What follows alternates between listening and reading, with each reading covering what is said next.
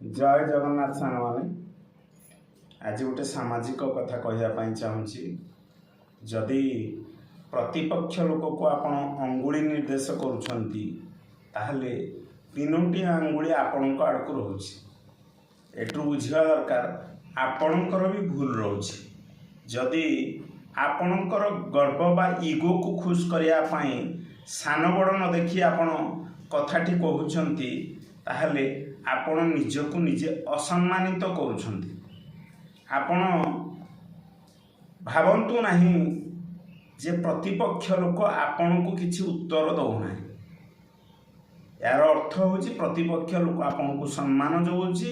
एवं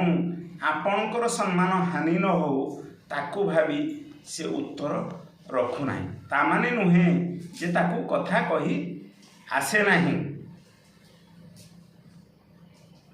मोर गोटे जिनस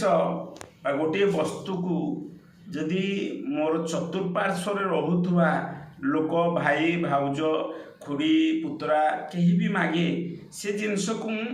सांगे सांगे दे दिए जे ना माने असुविधा भोग न करंतु एवं जिनसटी नहीं यूज करंतु किंतु से जिनसटी केबे केबे जदि मोर बाट घाट दांड कोठे पड़ी रहूची साहाय्य पाइथिबा से लोक माने चिंता करूना जे एटा मो दादार एठे कहीं पड़ी रही कि मो बापार पड़ी रही कहीं एठू नौना अबाकिया जगह रखिंट आमको असुविधा होची से माने चिंता करुँच किंतु थरे फोन कर पचारूना बा दायित्ववान है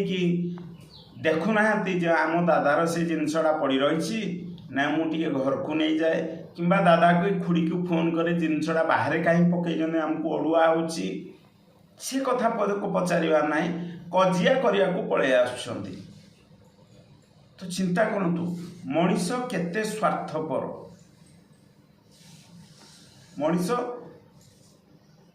कार्य सला परे सबु कथा भूली जाती ये हूँ मनीषर प्रकृति मनीष प्रकृति नव्य मश्यते संस्कृत जड़े ये कथा कही किंतु जदि जड़े लोक ता सम्मान को जगिब नहीं ता विवेक को जगिब नहीं जदि से प्रत्युत्तर दवापाई कहब प्रतिपक्ष कहूला बेले तार प्रत्युत्तर दवापाई चाहिए ताहले बहुत असुविधा।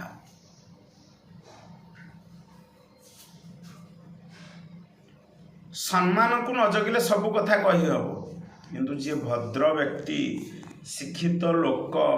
सी ही सब सम्मान को देखे कथाटी समाधान आड़ को निए कौन समाधान हो पार